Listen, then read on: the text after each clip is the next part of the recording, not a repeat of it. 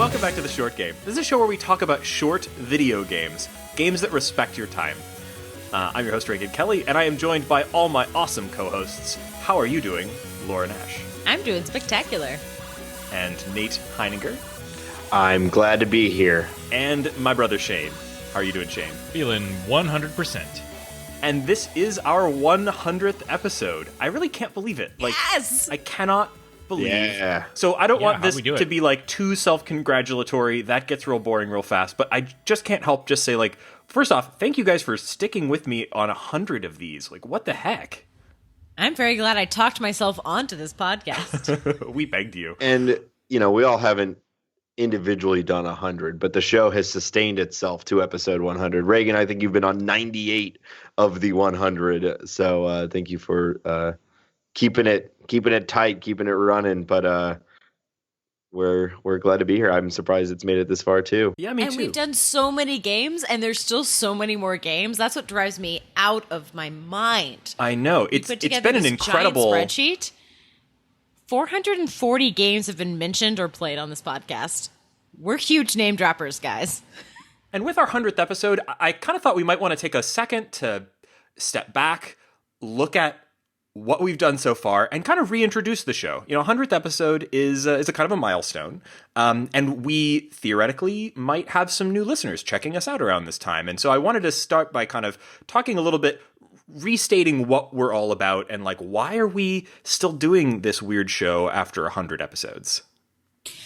I mean, it's telling that we all have played games for the podcast, recorded episodes, and kept jobs. And that's something that I think is why we love short games. We can adore games, be huge advocates for games, passionately love them, and then complete them in a reasonable amount of time. Wait, you guys kept your jobs? Oh, no, you didn't? Oh, no.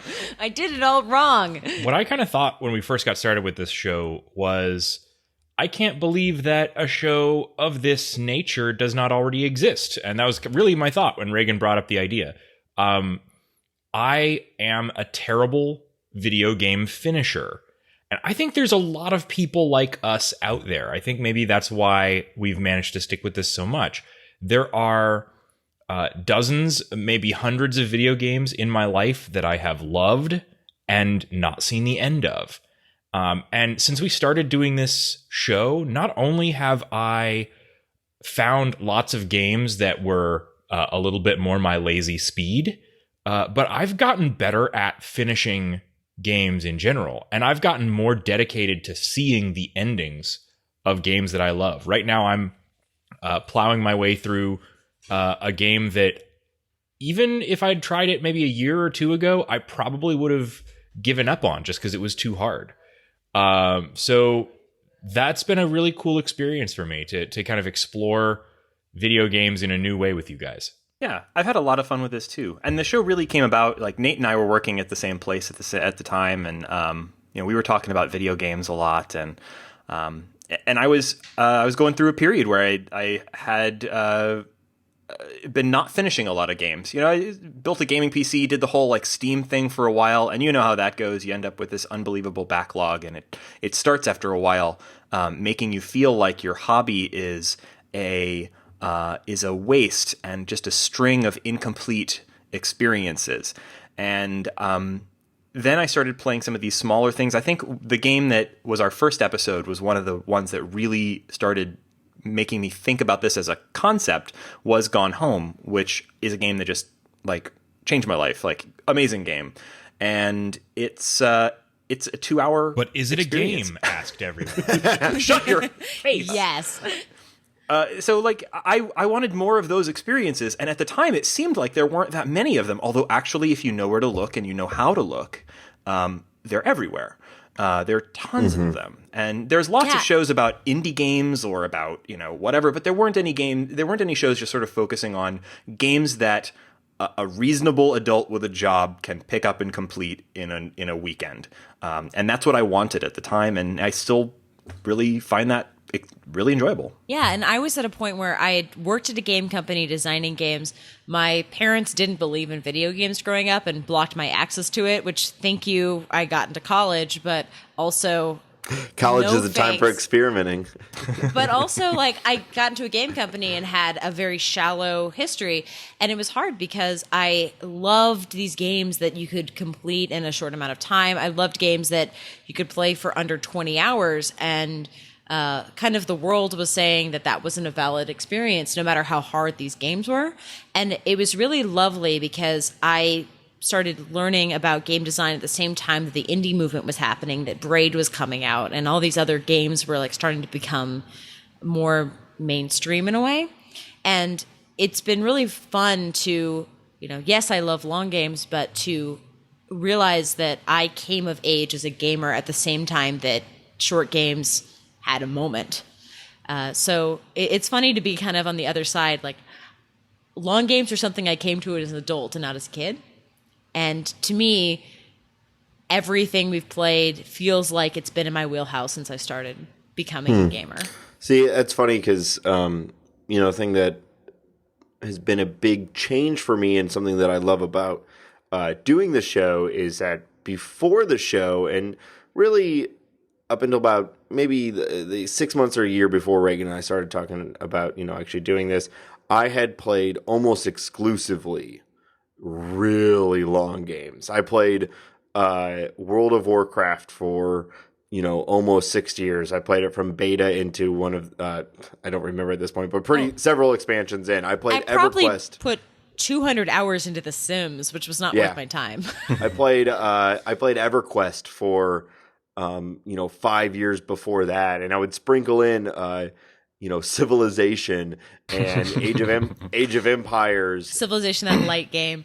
And those are all like worthy experiences. Even The Sims has things to commend it, but it's just something I don't have time for anymore. Yeah, and I'm absolutely have zero regret, nor am I knocking those games. I love those games. But what I love too now is I still do kind of, I pick one game that I'm willing to kind of commit a lot of time to. Recently something like Overwatch, or before that Destiny, apparently just first-person shooters on my PlayStation. But, I look at this list and I think of all the games that we've all played over the last year and all the great, or last 2.5 years. Almost 2.5, almost 3, something like that, which is crazy to think about. Right. All the fantastic. God, we're wasting our lives, aren't we? Individual, unique experiences. And I personally, not just as an adult, but as just someone who plays games, I think this is the way to do it. And if you are only playing, if you are someone who likes video games and you have the time, even small amounts of times to play video games, if you're using it to just play one game over and over and over and over, I think you're really missing out, because this is a beautiful time for video games. And just looking at this list and what we're about to talk about I'm happy to be a part of it. And if it wasn't for the show, I don't think I would be this involved. And I think I would, maybe hit the big ones, but not some of these crazy little games that we've churned up that, I think about for weeks and go back to. And I look at this list just when we were putting it together. How much did you guys just sit like, oh my God, this game is great. Oh my God, this game is great. Like, I mean, we've had a few that were like, well, differing opinions, but the vast majority of the games we've covered have been fantastic. And that's partly by design. We generally, if we pick a game and we all don't like it, we just don't cover it. But there have been a few skipped weeks in there where we picked up a game and it was just total garbage. Yeah. And we were like, oh no, we have to come up with a quick replacement. Yeah. But our show is about celebrating this world, right? Yeah. And so it wouldn't make sense for us to, just shit on a game for forever. Yeah. It's like, Yeah, for sure. even the games that we don't like, it's more like an interesting discussion, or at least I like to think it's an interesting discussion on what, makes the game good and what makes it not good. So in a couple minutes, we're going to, just as you said, Nate, we're going to talk through some recommendations on games, covering our entire back catalog of episodes and other stuff that we've played or discussed or even just briefly mentioned on the show, and kind of give, I guess, a guide or a roadmap for folks who maybe haven't been with us since the first episode or want a jumping off point, and kind of categorize some stuff. Or want to recommend games to their friends. Absolutely. I mean, the first thing I'm asked when people say, you have a podcast, it's what's the title? And then, oh, it's games. I have a computer, cell phone, console, insert platform here. What would you recommend me? So hopefully this will help you, if you're asked similar questions, answer that. Yeah, how often have I gotten the question, what's the best iPhone game? Oh, geez. That is an impossible question. Before we dig into like specific recommendations, though, something that I get asked a lot is like how we decide on what games we should play for the show, kind of what our process is, how we pick games, how we decide to recommend a game. And that's changed a lot. I mean, we've been doing this show over like almost 3 years, and there was a time where I was pretty much just like looking at my Steam catalog and thinking about like, oh, what do I feel like playing this week, and we'd pick it and we do that episode. But we kind of have I wouldn't say exactly like a streamlined process now, but I thought maybe it'd be worth talking a little bit about just sort of how we do things for folks who are curious. The number one factor, I think, is developer bribes. How I usually make my choice. Rolling around in that sweet podcast money has really been an inspiration to me. My Casper mattress full of Blue Apron meals has been. While you're wearing soft. MeUndies. Of course. They're so soft. So I think the first thing that we do look at calendars of release dates, because there's going to be some games that are like, so hot right now, and they're the big new releases, and we know that we should play them, and whether or not we like them, they're going to take up a huge amount of media. And if they're short, we really want to cover them. Like Inside came out, like that was one of them that we just knew that Firewatch, like if we didn't cover them, much anticipated, like we would be an idiot. Well, I think with that, then, I mean, obviously our first thing we discuss is how long does this game take to beat, or how long does it take before you feel that you've gotten a complete experience? Because we're kind of murky with the short game. Yeah, thing. that's really our metric. Can you feel you've completed an experience even if you haven't done 100% of the content in the game? And yeah, I'd say that our line is still basically 10 hours. We flex it a little bit, but most of the games we cover for this show take 5 or less, and some take up to 10.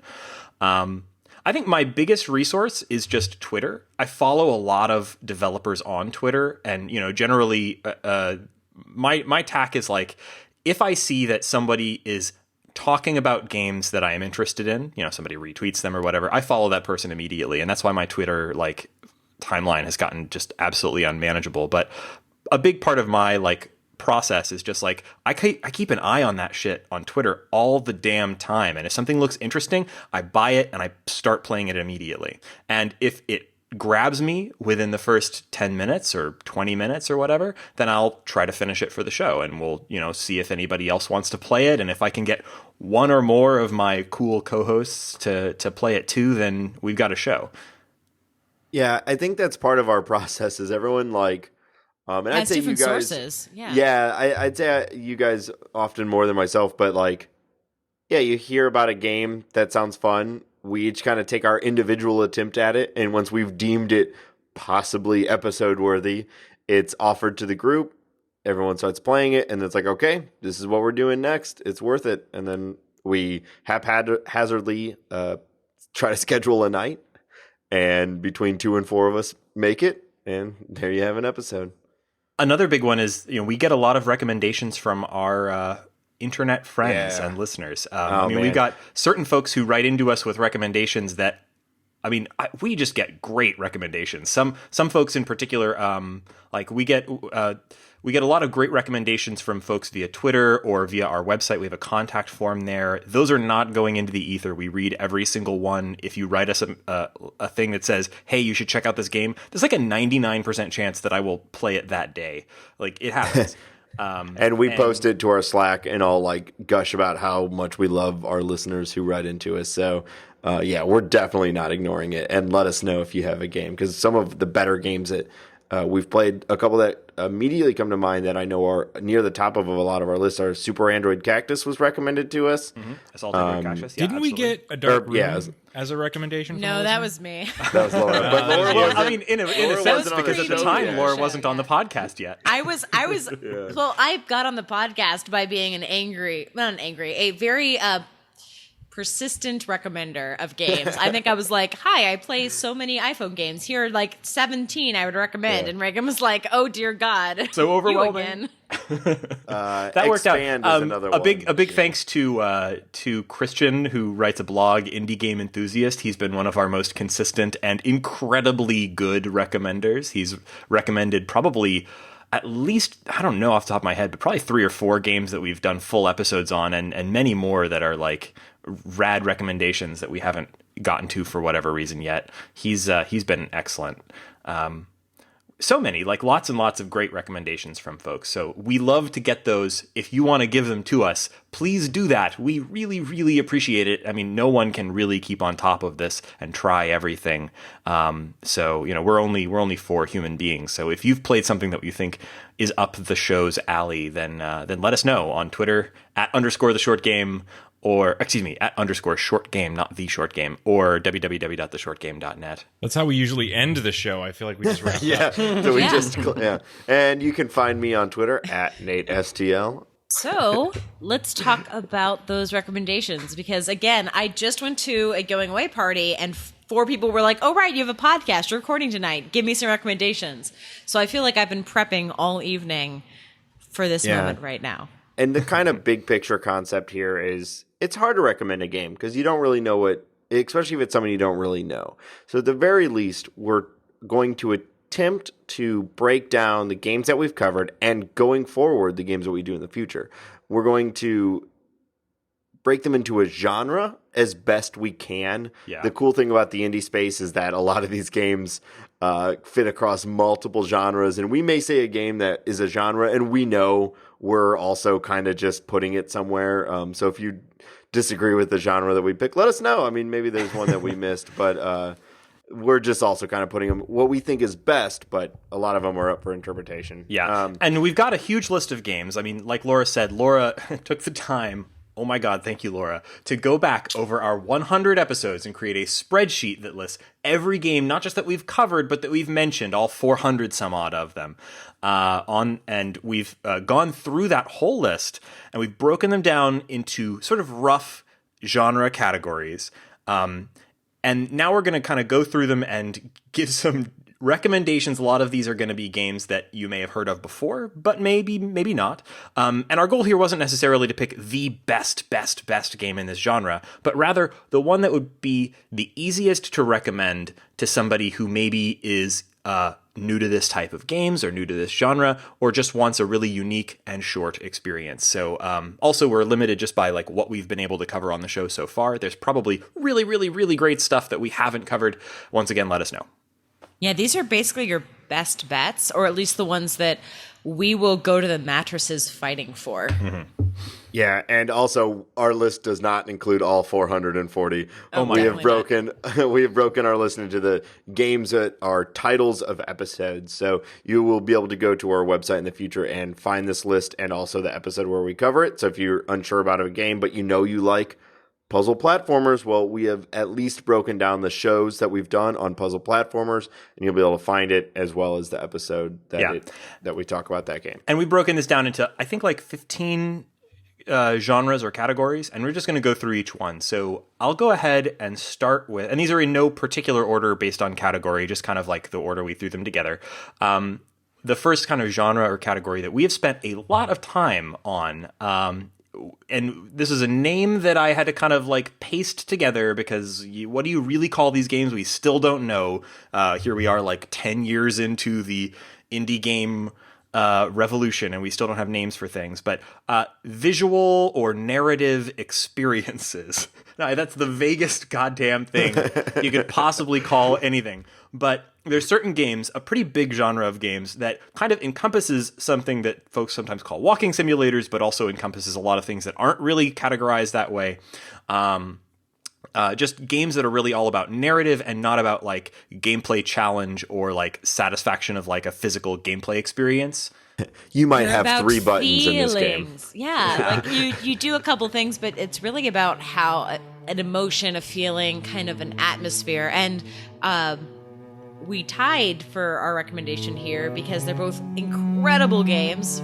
I'll talk about the one that Reagan already hasn't talked about, which is Journey, which is beautiful, lush, set in a desert.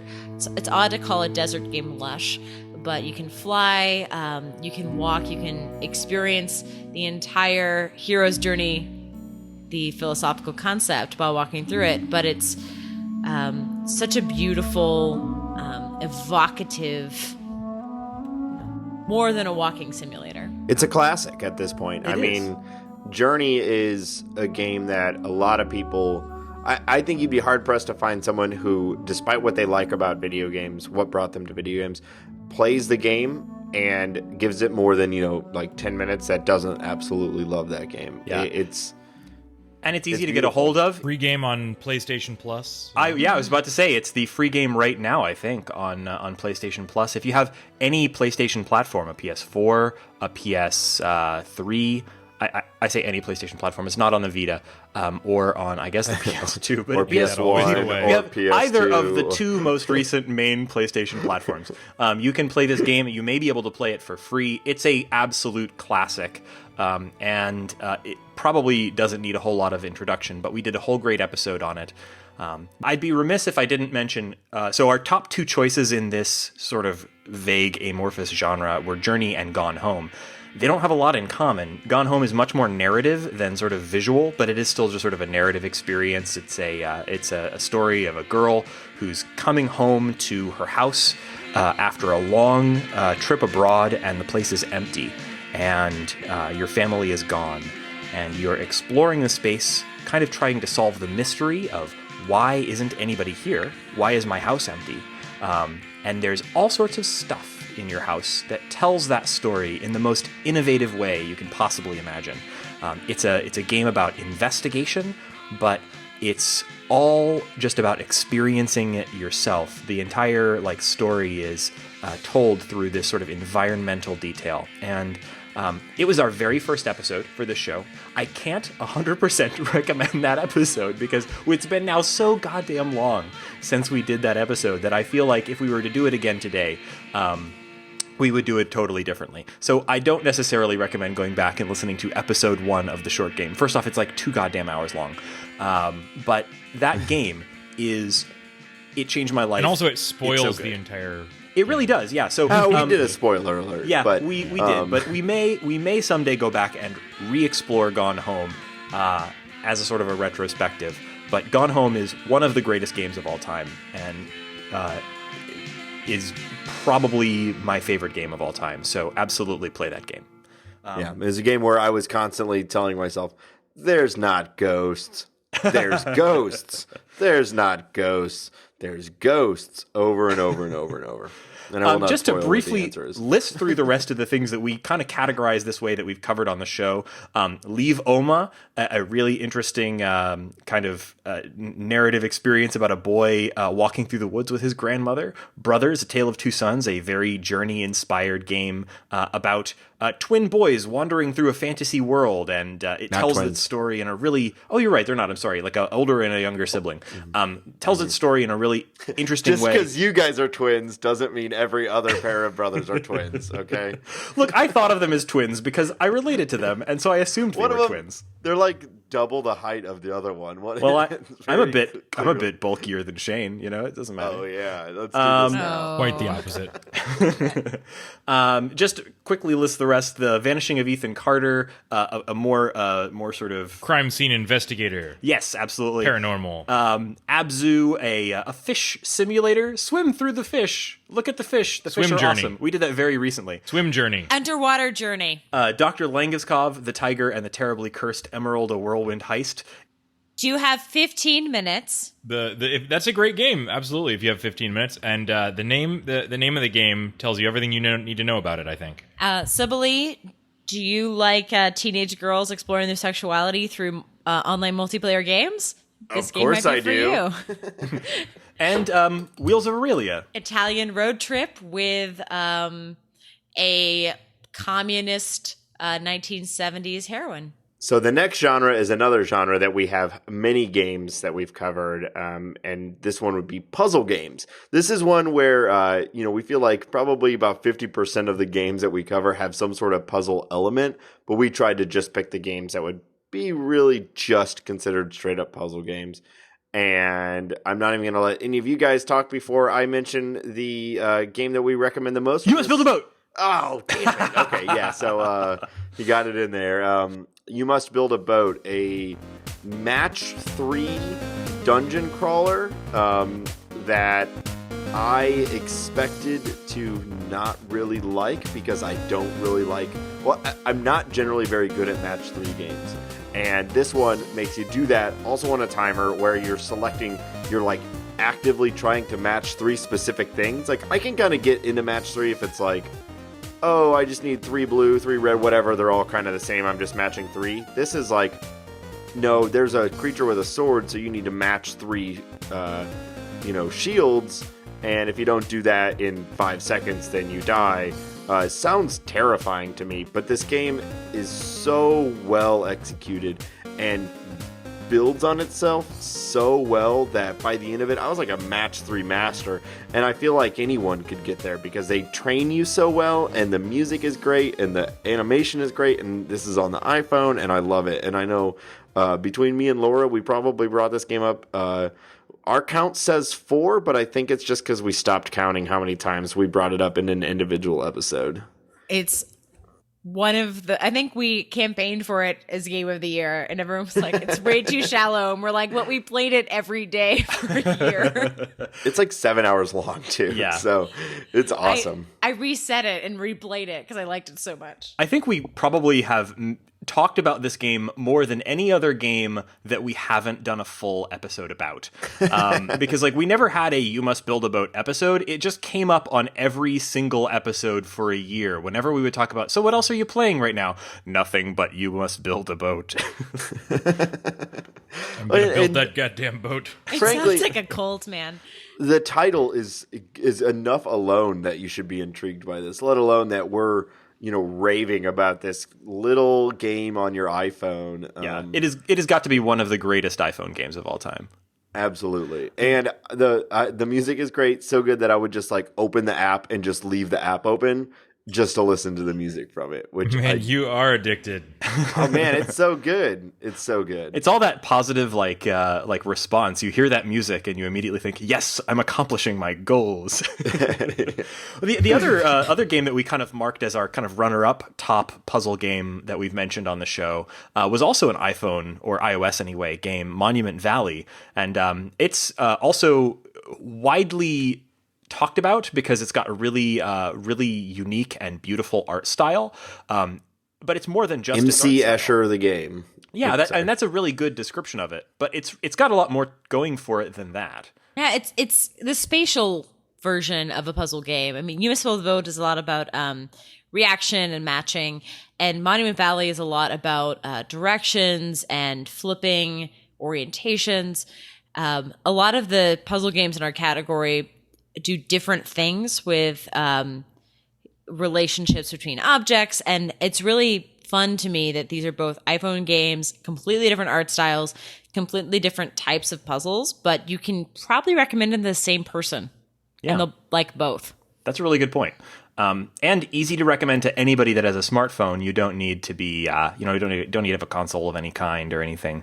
So the rest of the games that we cover that we deem to fall perfectly under the puzzle games genre would be Human Resource Machine. We did a game for, or an episode for it very recently. Algorithms, computer processing, programming, but fun. A game created by the same people who did Little Inferno, an awesome game. Which also kind of falls under puzzle games and somehow isn't on our list here. I'm going to add it. Little Inferno. I thought it was supposed to be. So if we didn't mention that, Little Inferno is also fantastic by the same developers as Human Resources Machine and is kind of a puzzle game, although it's a little more uniquely off. It's not quite puzzly. It's more, I don't even know what to call it. Yeah. Little Inferno is let's burn 2 things and see what happens. Yeah, there you go. If you like fire, try Little Inferno. It's one of the only games from the show that I ended up playing all the way through once and then all the way through a second time with my wife, who has very, very different tastes in games than I do, and we both totally enjoyed. Pyromaniacs. I also played it with my wife, and it's a good game to sit together and play with people. It's just like what will happen when we burn these 2 or 3 things together, and it's super satisfying. And it has a lot more of a story than that makes it sound like. Yeah, absolutely. And that's, that and Human Resource Machine, both the games by this company, which their name is escaping me right now. The Tomorrow Corporation. So quick rundown of the rest of the categories. Threes is a puzzle game where you're matching 2 and 1 to make 3, and then 3 and 3 to make 6, and onwards and onwards and onwards. It's the new Tetris. This game is so perfectly distilled. Mm-hmm. And Framed is where you are playing a puzzle game based on a comic book where you can reorder panels and move between them. Spider Route of the Shrouded Moon is a game like you might have seen the first Spider, early iPad game where you flick and you jump a spider across the screen by swiping.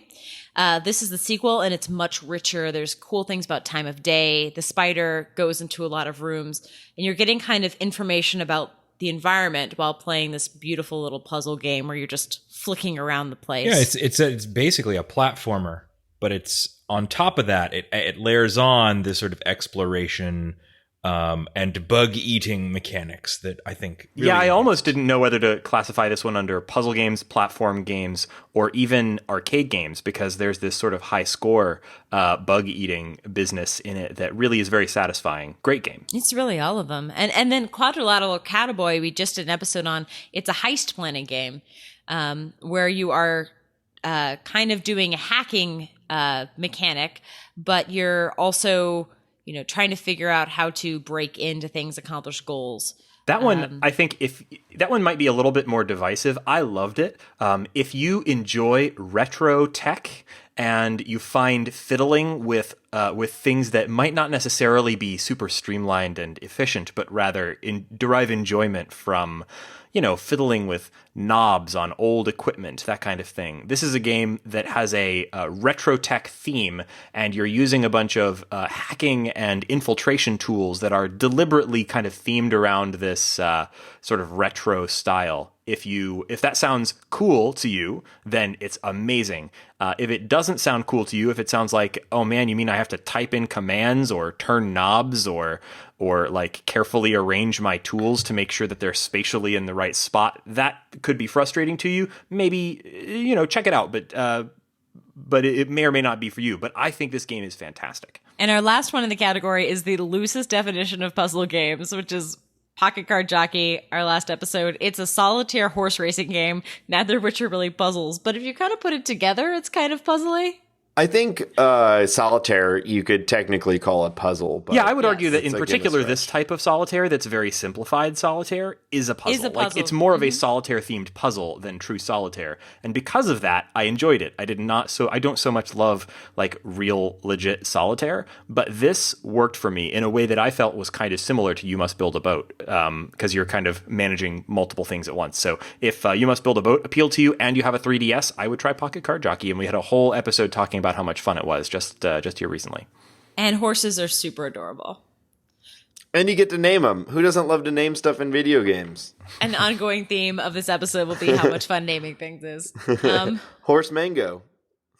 The next kind of genre that we outlined is one that's very near and dear to my heart. I think that when people think of indie games, a lot of times the first games that spring to mind are puzzle platformers. And we have covered a large number of awesome puzzle platformers on this show. Unsurprisingly, Portal is near the top of this list, but the newest and hottest puzzle platformer is Inside. This game has everything. It's got dogs that eat you. It's got a guy that chases you with a gun and runs you over with his car. It's got stuff that I'm not going to talk about because it would be a spoiler. So, Inside is a amazing game. I would recommend it to anybody, period. By the developers of Limbo, which would have probably been like the top of this list until Inside came out. And they're both still amazing games, but Inside is like perfectly distilled all of the good ideas of Limbo and expanded on them and moved them forward in a way that was really, really impressive. So I would say that Inside is the more impressive game, the game to play in that puzzle platformer genre. Holy There are shit, not that many was good. games that will entertain you for a couple of hours, but will mess you up for life. Not bad, not bad. And just Portal is one of them. Yeah, and say just to touch on Portal, I don't think it's super necessary for us to explain, what Portal is and what Play it means Portal. to the industry. Yeah. That's exactly what I was gonna say. This is just a reminder that Portal is as good as you remember it, and if you want a good game, a good few hours to play, even if you remember every puzzle. You could tell me, you could walk me, step by step through every puzzle and the solution, and I would still have a great time with that game. It is a classic, deserving so. Play it if you haven't. Play it again. Yeah, I remember our episode on Portal. I mean, most of the time we just call it the title of the game, but our Portal episode was called Play Portal Again, because the assumption is, I mean, if you play video games, you've probably already played Portal, right? This game is absolutely pivotal, absolutely important to the genre of, not just the genre, the medium. This is like one of the most important games, I think, of all time.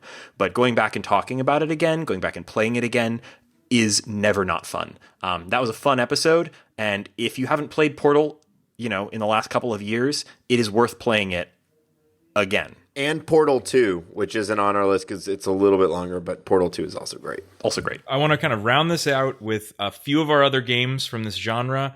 There are so many that are great, but we already mentioned Monument Valley, which I would categorize as a platformer, not necessarily a puzzle game. Thomas Was Alone is unique in both its story elements and its stripped-down visual style. Really entertaining, really wonderful narration. So funny. Leo's Fortune was a fun, engaging, accessible iPhone puzzle platformer. Gunpoint was a fabulous game that I thought had really cool kind of combat / puzzle platform elements, although I did kind of have trouble getting all the way through it. The Swapper is one of my favorite games that we've played for this show. Same. It's yet another puzzle platformer that has kind of a deeper intellectual side and a unique quirk, a unique twist that I've seen in no other games that really hit me hard and was really cool. And it's one of the only games where I, upon completion, sat down my controller and thought, what have I done? And I can't remember. This is a great game. I mean, it stands out. We didn't put it as our top because Inside and Portal are both so amazingly good, but The Swapper is a standout game that I'm really, really glad we played. And just to kind of explain why, it is that moment in Portal where you figure it out and you realize, oh, I can do more than just go from point A to point B. This portal mechanic opens up this enormous variety of like mobility techniques, and then you spend the entire rest of the game experimenting and playing with this incredibly cool mechanic. This does that too, with an entirely different mechanic that is also almost equally clever and interesting. So if you want a game that takes a clever, simple central mechanic, introduces it to you almost in full right from the start, and then spends the entire game giving you 150 ways to experiment with and build upon that mechanic, this is an incredibly cool game. I didn't play Scapegoat 2. Who did? I did. It We is did, yeah. the purest distillation of platforming. It is exceptional level design with a goat and a mouse. And if you're interested in it, I would look up the speed run from the most recent Summer Games Done Quick, where they do all of a Scapegoat in like 10 minutes. Don't watch all of it or go spoil all the puzzles, but it is super fun to see this done by someone who knows what they're doing and doesn't die all the time like I did. Well, we already mentioned Limbo. So if you're playing Inside and you feel like you want more, go play Limbo. Or play them in the other order. Both great. Yes, I agree. Mushroom 11, also a game that I did not play, but it was a really cool and unique looking puzzle platformer in which you play. So in all of these games, you get to be all sorts of different characters, from a small child to a rectangle to a ball of fluff, and now you get to be a piece of fungus, Goo. which isn't what I think of when I play a puzzle platformer, but there you have it. It's an incredible game. It has a mobility mechanic that is unlike anything that I've ever seen before. It's incredibly well polished. It's a game where you're playing a slime mold in a post-apocalyptic landscape, and you move by destroying parts of the slime mold, which causes it to regrow in semi-random directions, apart from the direction that you're destroying. So it's this really clever kind of blob movement that it's very rare that you play a game where just moving around is a novel and unusual and like unique experience. This game has a way of making your character move around that I'd never seen before. Who played Expand? Because I didn't play that one either. Man, we picked the wrong person to talk about this category. You haven't played the last Well, I think out of all of the four of us, I'm the one that has missed the most games. And that's one of the things that I'm realizing as we go back through all of these is that I've got some really good games that I can catch up with you guys on. Yeah, and I recommend Expand entirely. This is one that came to us through a listener. Yeah, same with Mushroom 11, actually. Both of those were listener recommendations. Thank you, guys. Expand, it's like look through a kaleidoscope, but the kaleidoscope is only red, white, and black. And you're controlling a block that's trying to maneuver through this constantly spinning kaleidoscope. It's not a perfect description, but I think it's somewhere in that wheelhouse. And you have a really unique, really satisfying game that I can't recommend enough. And it takes this is one of those games that fits right into our wheelhouse. It's like 4 hours long. There's nothing else like it. It's a lot of fun. It's challenging. It's like $3 on itch, maybe $5. It's so good. It's so good. Yeah, go play Expand. It's so good.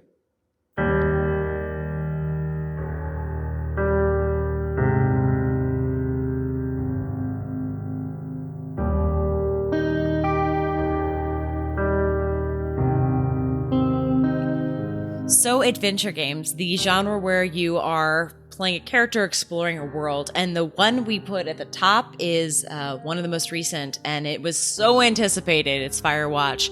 It is beautiful. It's got this excellent layout by Ollie Moss, who's a design god, but it's also got this really great story where you are operating by radio, overlooking this national park, and you may or may not be uncovering a conspiracy. I won't say anything else. The episode is pretty long, where we gush an extraordinary amount. Yeah, that one's an interesting one in terms of adventure games because it's the only one on our list of adventure games that's first person. And then we've got two episodic games is our tie. Wolf Among Us, which is based on the Fable series that I've read all of and own all of because I'm a super fan. And it is set in a world where fairy tales are not only real, but they're living in a really crappy version of Manhattan. And this is my favorite of the Telltale genre. It's so wonderful. And then Life is Strange, where you're playing teenagers, but a teenager with time rewinding superpowers who may or may not be seeing the end of the universe in the Pacific Northwest. Great combination of genre and mechanic to that one. And beautiful music. You can actually sit on a bed and listen to Jose Gonzalez play for like 45 minutes if you feel like it. All of those games are so good. And so a couple other, just quickly running through some of the others we played. Walking Dead is kind of the grandfather Telltale game. It was zombie based. Machinarium is an adorable point and clip about a plucky robot whose girlfriend gets captured. It sounds like Mario, but it is much more steampunk. Grim Fandango is an older game that recently got remastered based on Day of the Dead, where you are going through a lot of different worlds and as someone who is actually a Grim Reaper. Basically a Disney movie, hilarious dialogue, but get a walkthrough because otherwise sometimes those puzzles are nightmares. But so good. Attack of the Friday Monsters is a 3DS game. Adorable. It's super cute about a little kid in a city where monsters attack every Friday, and that's normal. Oxenfree, we said teens so many times. I put this through. Spooky teens. Spooky teens. I put It's this the spooky through. teen game. podcast like a translator because I was thinking about doing transcription software, and I searched for the word teens, and we said it like 23 times in the episode. So if you like teens, you like spooky things, and you like potential ghosts or demons, might be your choice. Also, Until Dawn, ghosts, demons, teens, all of them, horror movie, like probably our biggest AAA release, Until Dawn. Totally worth every penny of the $60 price you might have paid. Although now, quite a bit cheaper. Yeah, we did Until Dawn and Oxenfree, I think, like back to back. So we had like a whole Spooky Teens suite, and it was in like March. Yeah.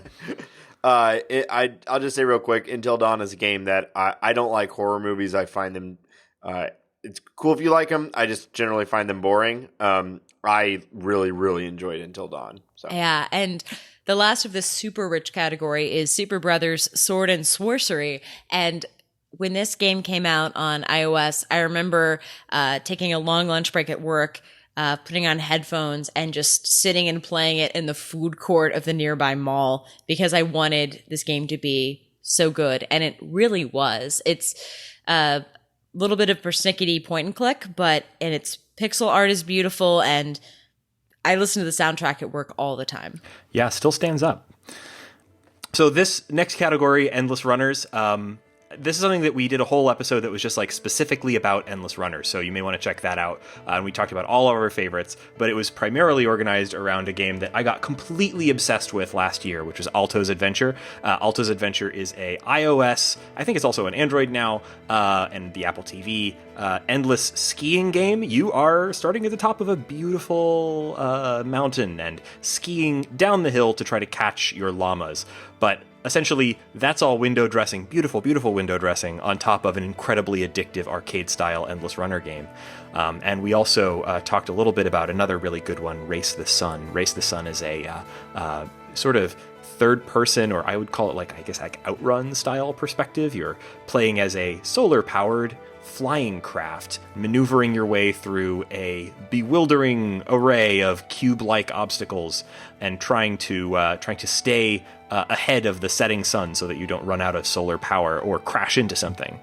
Best part of that game is that the level is randomly generated every day, and so you can spend as much time as you like practicing on the same terrain, and then tomorrow everything's totally different. Yeah. Our next category would be the action platformer.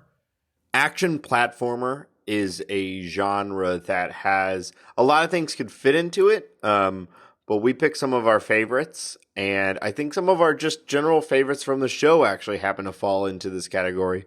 If we were recommending an action platformer to someone, and honestly, probably within our top 5 of just recommendable games, would probably be Shovel Knight. And that's what we've chosen as our most recommendable action platform. Yeah, most recommendable platformer, and just one of my favorite games that we've done. It's only actually since we've done it, it's expanded to several platforms. At the time that when we did it, it was only on the 3DS. I think it was also on Steam at the time too, but it's now out on the PlayStation 4, the Vita, the Wii U came out this week. It's on everything. The game is so undeniably well polished and good. It is a retro game throwback without feeling thrown back. It takes all of the things that you remember being good about retro games, or maybe you don't, but it takes all of those wonderful things, polishes and refines them, and gives them back to you in a new way that feels fresh and interesting, and has some totally new ideas that you can't believe they didn't come up with back in the day. Like, amazing game. Did you enjoy in the old DuckTales video game stomping with Scrooge McDuck's cane down? Not Scrooge, but yeah, was that his name? Scrooge McDuck? Mm-hmm. Yeah, Scrooge McDuck's cane going down on someone. That's not what we Phrasing. Okay, That is phrasing. not what you call that. Oh, take that back. I said it, and as I was saying it, I knew it. Stomping someone with your cane, then imagine that you now doing it with a delightful shovel in a really awesome world and a fantastic soundtrack. Just a great game all around. Super good. The next game is a game that's very near and dear to my heart. A game that I will still lord over everyone, as I think I was the only one who was actually able to successfully complete this game. I got like 99%. I just couldn't get that last one level. Probably, and one of the reasons is it was probably one of the hardest games that we've done. And I think by sheer like just luck and like brute force, I was able to get through a lot of it. But this game is VVV, a retro style action puzzle platformer that also kind of Metroidvania, where you're navigating your little character through a huge world that death is around every single corner. And the moment you touch a spike or a kill box or whatever, you immediately die and start right back at your last checkpoint. And checkpoints are all over the place, and it's fast-paced. Great game. The key thing is its gravity mechanic. It's very innovative in that you are. I wouldn't say innovative. It's a great expression of a mechanic that has been around in other games, but it like really becomes the key focus of this game, where you don't so much jump as reverse the gravity of the world, but it does that in this enormous scale. So it's like your metal storms or what have you, but expanded to this enormous scale and just tons and tons of incredibly clever puzzle-like levels built on that mechanic. Yeah, it's basically your controls are left, right, up, down, space bar to reverse gravity. And you are flying all over the place, and you can kind of tackle it in a lot of different orders.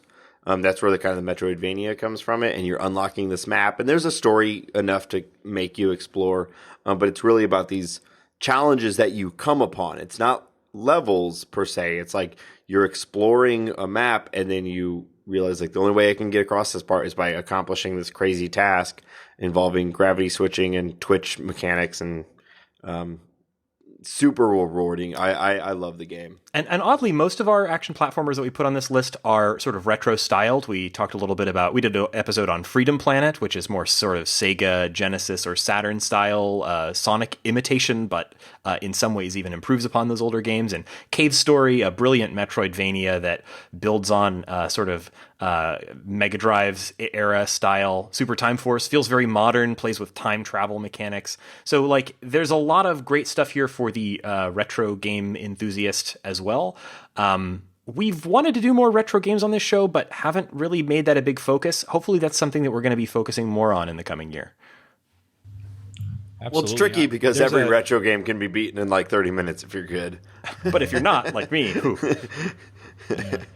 a genre that I wish we could find more great examples of, but I'll run through quickly here, is the sort of party game / fighting game genre. And we kind of have conflated those, but the sort of multiplayer short game experience. The number one game for, I think, all of us, or at least I know for me, is Towerfall. Towerfall is a archery arena combat game. Nothing needs to be said about it other than the fact that it's phenomenal, and if you have the ability to play it, you should.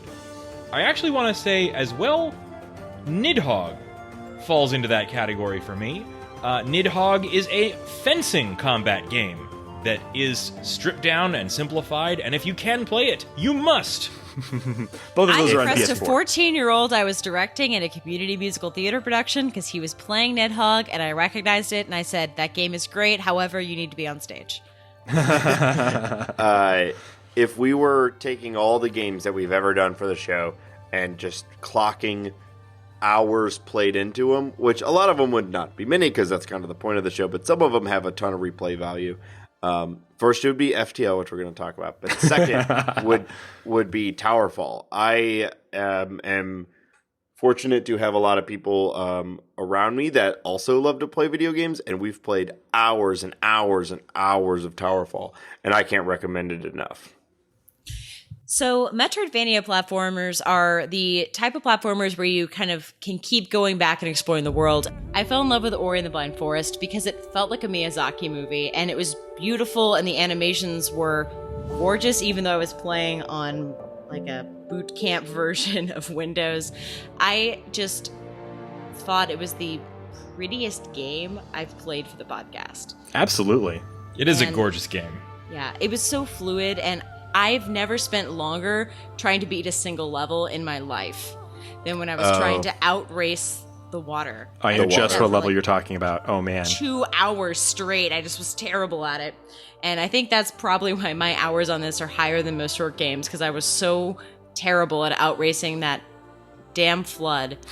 That said, for a Metroidvania, which tends to be a traditionally like longer genre, this game is really short and easy to pick up and complete. It felt accessible, even though I found it hard, very, very hard at times. And on a completely different tonal scale, Guacamelee is the silliest. We talked about if it was racist or not, and we decided no, we think. Well, we're probably not the right people to make that call. We are not the right people to make the call, but it is hilarious and it is fun, and it's a big fighter Metroidvania game where you play a lucha libre fighter who dies, gets brought back to life, and even can become a little tiny chicken. So good. It really kind of layers the Metroidvania exploration and sort of power-up mechanic on top of a combo move mechanic that you just haven't seen in that style of game before. So every ability you gain is not just a weapon or a combat mechanic, but also part of a larger combo move system where you can layer your different moves on top of each other for, additional mobility and additional like combat. It really is a clever twist on the Metroidvania genre. The other 2 games on our list in terms of Metroidvanias are both things that only I have played, and so I just will mention them briefly and then we'll move on. Axiom Verge, an amazing sort of homage to the original Metroid. It's on the PlayStation and on Steam and is so well done. One of the best games I played last year, I think, is what I'm going to say. And also Momodora 4. There are several Momodora games. The newest one, Momodora 4, Reverie Under the Moonlight, is a really, really, really well done Windows only, unfortunately, Metroidvania game that we haven't done an episode on. I would love to, but Comrade Podcast, check it out. Comrade did a great episode on it. So check out Gary Butterfield's Check It Out Comrade podcast. And they did a great episode on Momodora. We have a genre penciled in here that is not really a genre. It's more of a lifestyle. A pejorative. It's the silly games. And there's some really great games here. The number one game, I think, for us has been Octodad, Dadliest Catch. Certainly has the greatest theme song of any game that has ever been. Without a doubt, it's a game in which you are an octopus who is pretending to be a dad, or who is in fact a dad. He is a real dad, but he's pretending to be human.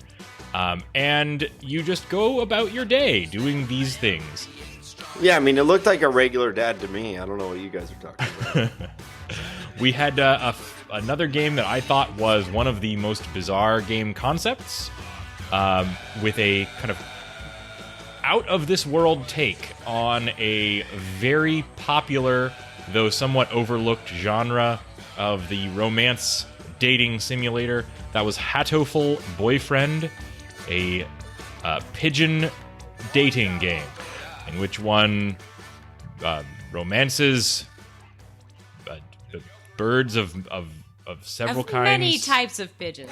Many kinds of pigeons. Check it out on our combined bird-themed games episode, along with Aviary Attorney and some others. Aviary Attorney was another bird-themed game, a game about sort of a Phoenix Wright mystery-solving game in which you play a bird attorney. So we have a whole bird-themed episode if you want to go back and listen to that. Those 2 and actually I think a couple or 3 others.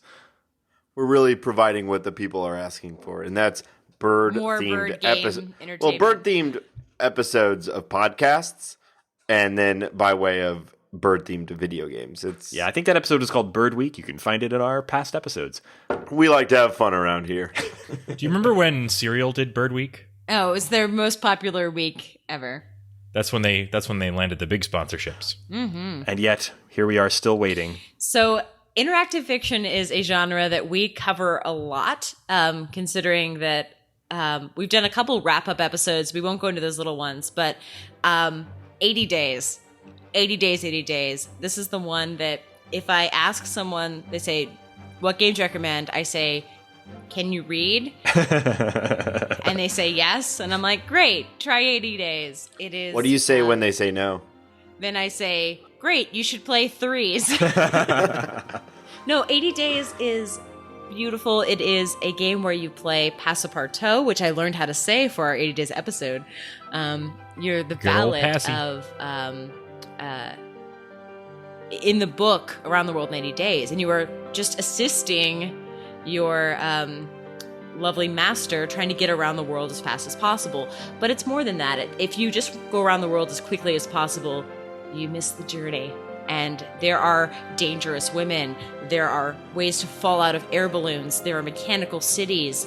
There are alchemists. Anything you can think of that's cool, it's probably somewhere in 80 Days. It's an incredibly clever sort of engine for creating stories so that you can play through the game and get a single unique story of this sort of bizarre Around the World in 80 Days, I guess, spin-off in a way. It's a twist on that story, but if you play it again, you will get a different story. If you play it again, you'll get a different story. And it's not all story. There's mechanics too. There's lots of thinking that goes into planning your route and managing your resources, and so there's a lot more game here than in some interactive fiction that plays along the more sort of choose your own adventure route. But this is a pure story experience where you can like, this is a game I would recommend to almost literally anybody.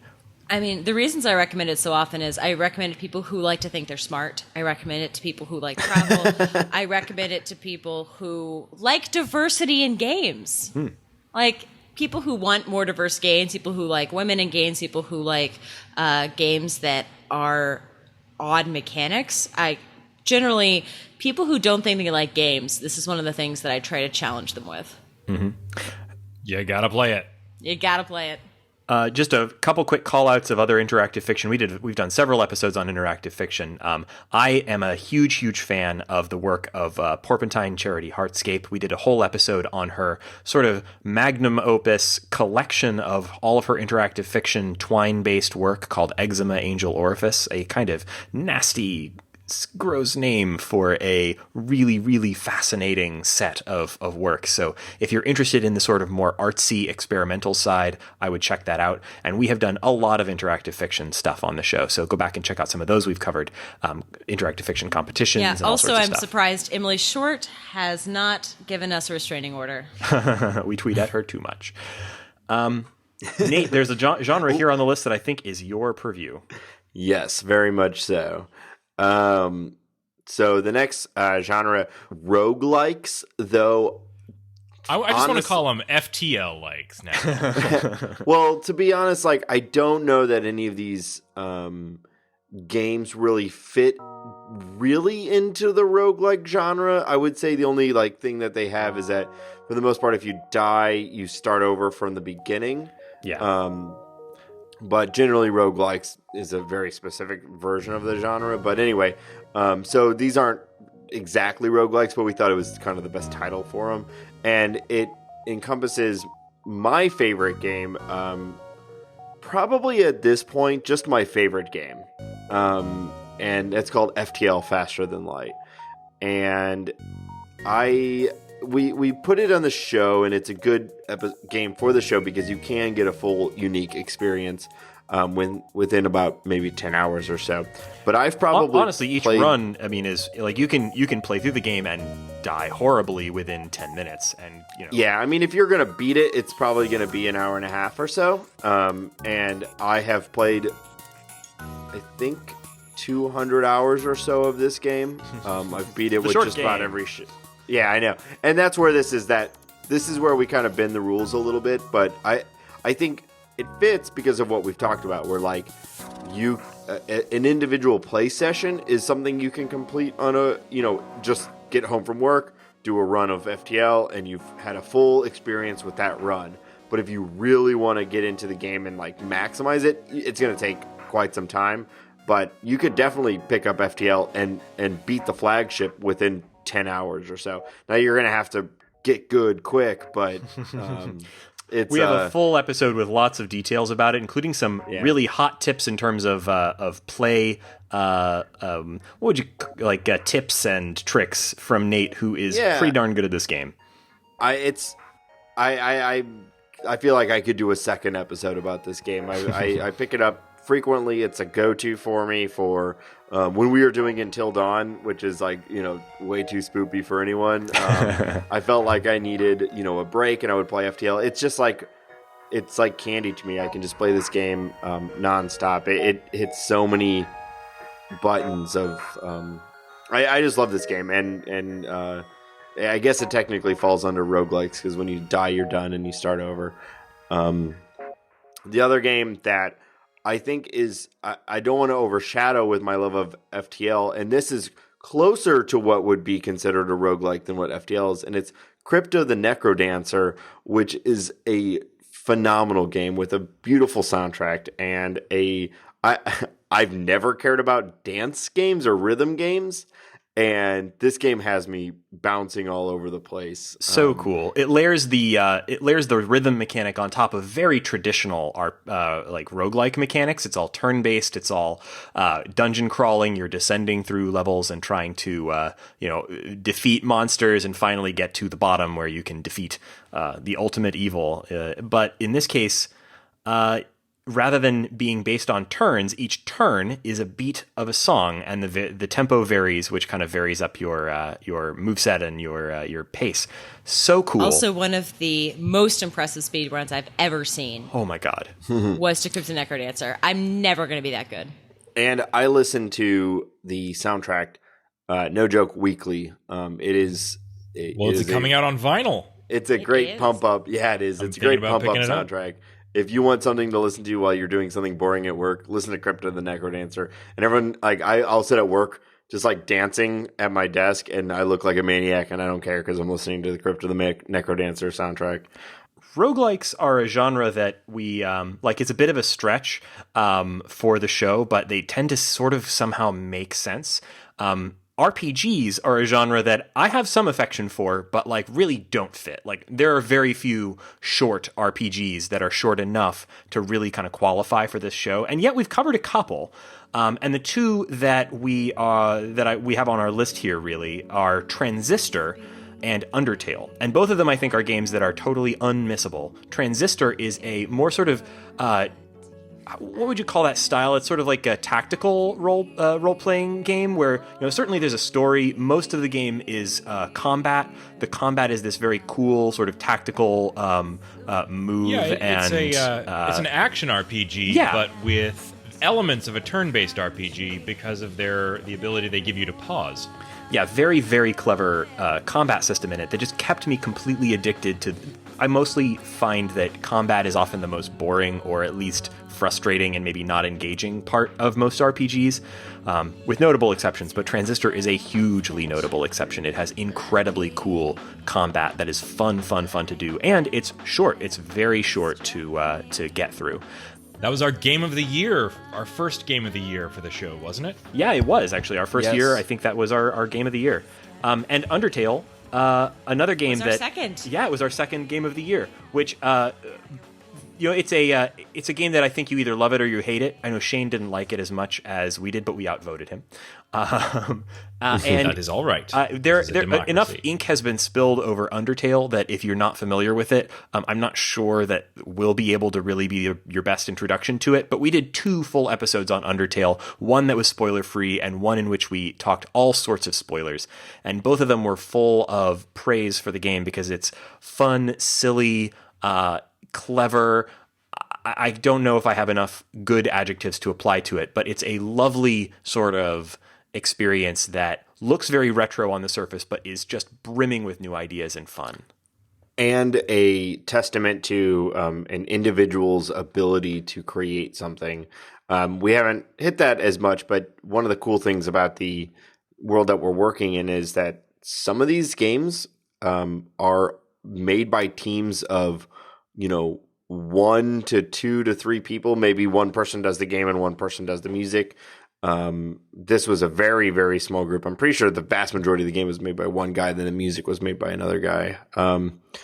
And I think that's when you add that level into it too, it makes it even more of an impressive accomplishment. And that's true for, I think, our top action shooter Superhot as well, right? Correct. The original Super Hot was the product of one guy, but I think the version that we all played, which was the full game, was a little bit more built out. But that's a great segue, Laura, into the action shooter genre. It was an expansion from a student competition Yes, it was situation. a small start. Yes. So Super Hot is a game where time moves only when you move, and there's just so much shooting going on. Really think that's all I can say about it. This is probably... Because I can't put a coherent sentence together because we've listed so many great games. So if someone comes up to me and says, what game should I play? And I know nothing about them, Super Hot is by far 100% my go-to recommendation. Wow. I don't think there's a single person who has played video games, unless you are just inherently against shooting things, which is fine, or you don't like first-person sort of things. I don't know how you wouldn't find some enjoyment in this game. You get to play out like every single cool, badass action movie thing. You're dodging bullets. You're going on these crazy sprees. It's really interestingly designed. It is the most innovative shooter I've played in years. It is by far the most innovative shooter I've played in years. And a lot of people will say that. Specifically, they will say it's the most innovative shooter they've played in years. And they are right. So play it and you will agree. The other one that's on our list for action shooters, and we have actually a fairly long list of those, but we'll, in the interest of time, just mention Assault Android Cactus. We did a whole episode on it. If you like top-down shooters in the arcade style, like if you ever played Dual like stick. Smash TV or any other sort of dual-stick shooters, Robotron, that's throwing it way back, or more recent dual-stick shooters, there's a ton of them in the indie space. Assault Android Cactus distills that down to something that is absolutely great. It is absolutely great fun. It's out on the PS4 and Steam and maybe other places. That I'm You not gotta thinking play of. it. So good. It's chaos. There is so much going on the screen at the same time. I can remember just sitting there playing it, and it's great multiplayer. So if you've got someone to play it with, I can't recommend enough. But There's so still many times I amazing sit there single player playing- too. I played the whole thing single player, and it is still Absolutely. a blast. There were so many times I just sitting like, holy shit, what is going on? While I'm just firing and firing and firing, and just it's like arena style. So you're just kind of in one area and just waves. And I'll say waves the of creatures. multiplayer is so much fun. It's by far the most frequent game for my wife and I to pick up and play together. It's just a delight. And I guess our last genre, Second to Second last. you to can last, call it but that? Yes. oh well, our last on this list is the genre that we've decided to call unclassifiable, truly unique. This is our cop out. There were some things that we were like, these are Yeah. so good, but we don't want to like bump other really genre specific things off of their various lists, and And they don't fit into a genre. they don't really. We love these games. I think Shane and I both put A Dark Room as like one of our favorite games. It was Of all my time. game of the year. It was my game of was- the year yeah. in 2015, I believe. Yeah, it was. I wanna know try it was to on my describe it, list Nate? there. Yeah. Can you give an elevator pitch for A Dark Room, because it's almost impossible to do. It is almost impossible to do. So the game is purely text on a black and white screen that somehow takes that situation. You wake up in a dark room with just a fire going. It's kind of like an adventure game, or like a text-based game, just like an interactive fiction at the beginning, and it expands to hit multiple different genres, all while retaining its black and white text on a black text on a white screen, and it hits resource management to exploration to roguelike to Galaga to To just straight up like narrative, like it has. It has heart to it, but it tells a story that was meaningful to me in a way that I was not expecting coming into this game at all. There's something here. I played the game completely and I felt thoroughly. And in our episode about this game, you guys mentioned things that you figured out and learned that blew my mind that I did not pick up on my playthrough. And it accomplishes so much in such a simple representation that I think it's a testament to good design and good ideas, and I can't recommend this game enough. I mean, so unique. There's nothing like it. Totally unclassifiable, unique, and easily one of the best iOS games of all time.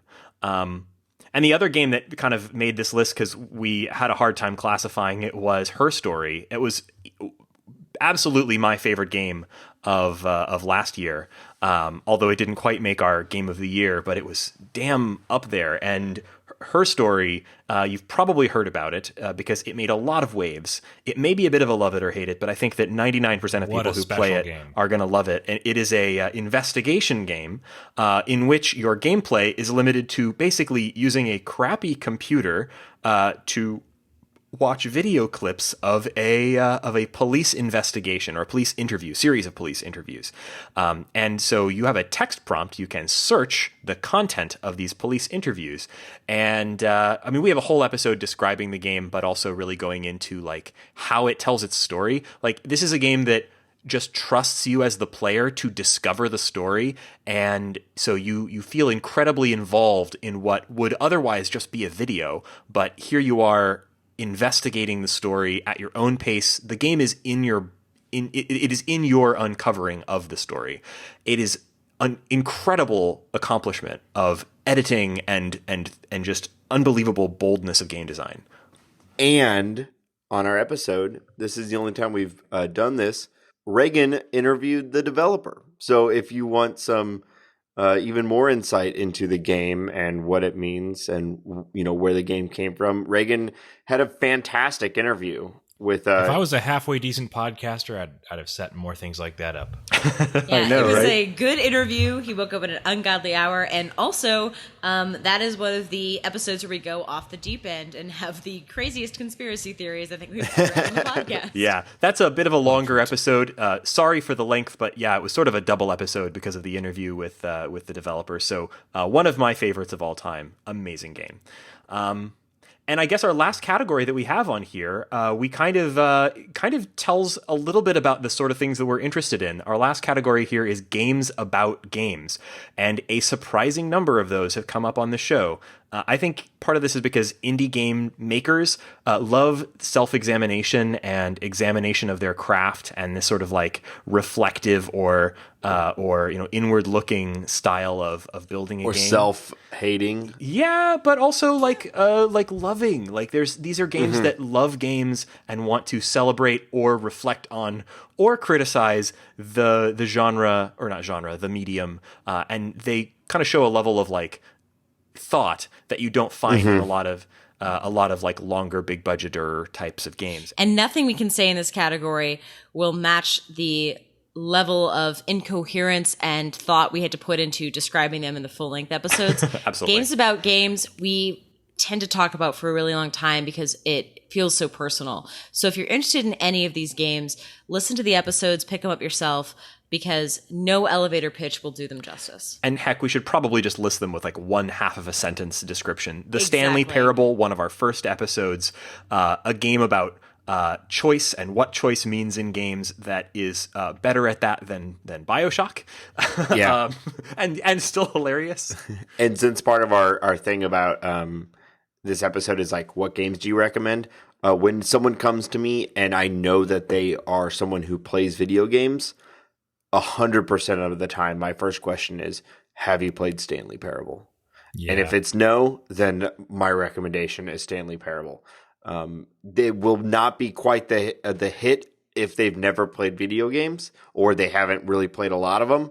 But if it's someone I know that loves games and understands games, or at least has experienced a ton, for sure, every time Stanley Parable. This is in my top 5 of games we've covered for this show. One of the things I want to say about that game is that makes it so special, because it is one of my favorite games we've covered, is it's a short game that is deep as the ocean, because it is you can get through it in seconds in some playthroughs, never more than a few minutes. But every possible thing, there are those moments where you try and think, oh, I'm going to have some moments of emergent gameplay where I'm trying something that maybe the developer didn't intend. And no, the developer thought of everything that you could do and has a response for it that will shock and delight you. Other games that kind of fall under that games about games umbrella, one that may not seem like it at first is Little Inferno. It's a game about burning things in a fireplace, which sounds like, why would I play that? Well, really, the game is about why would you play that? Or really, why would you play any game? This is a game about why, not so much about what video games are, but why we play them. And it has other themes too. It's a really clever, interesting game. We talked about it a little earlier. The magic Consumerism, it's terrible. and also wonderful. The Magic Circle, a game where you are stuck in a video game, more or less, and it tells the story of game development from inside the game. You're trying to escape a game that is in development hell. You're trying to work your way through the skeleton of a broken game. And it's also got really clever puzzles. The Beginner's Guide is a mostly narrative experience that is so meta it's difficult to describe, but it is... It is a portfolio of a fictional game designer's work where you're trying to find out if you can learn about that designer through their works of art. Yeah, it's very literary. It's got an unreliable narrator. It is a genius piece of fiction told as a game. Feels extremely transgressive as you get into it. It's very interesting. Very, very interesting. Game Dev Story is a iPhone game that you can... Not a thinker. It is a basically a little cute game about building games, and this super is fun. my favorite one for games about games, because this is the most literal. It's so literally that. This does not I don't think this really counts for what we're talking about when we say games about games. But we didn't want to do a separate genre that just says sim games for the one sim game that we did. So game game dev sim story game. It is. A game It's a sim game Depending dev on what simulator. what game you're simming, you could be a game sim game. Yeah, and we loved this game. So pick it a up lot on of your fun phone. on that episode because we got to talk about all the fun games that we created within the game. And Reagan should never run a game studio. I Well, never will. Reagan's terrible about it, but I laugh like daily about Frog Homework. I don't know why I find that so funny, but just the game Frog Homework makes me laugh. So. there have been so many great games on this list because we've had an amazing run so far. We've been running 100 weekly in quotation marks episodes, which don't say on count average the weeks 8 days. since we've been running because it hasn't really been weekly, but we've done our best. And I can't believe that we are still running after 100 episodes, and I am looking forward to doing 100 more or more. I mean, this has been an amazing experience getting to chat with you guys about games every week and interact with our listeners. And I've just had so much fun doing I'm so this. sad this is the last one. Wait, what? So I guess after that long list, if you think, listener, that there are any short games that can be picked up and completed in an evening or a weekend, as we like to say, games that respect your time, that we haven't covered on the show yet. Obviously, we are really, really into listener recommendations and love to hear about them. We hope that this episode kind of serves as a jumping off point for folks who kind of want to explore our back catalog. We've always kind of hoped that our show would kind of function as a something where the older episodes would be a little bit evergreen. We're not talking about the latest and greatest. We're talking about great short games, kind of become hopefully exist as a sort of a library of great short games that would work for you to pick any one of these games. So if any of those sound interesting to you, we would love to hear your thoughts on any of the games we've just talked about or anything we've ever talked about on the show. So drop us a line.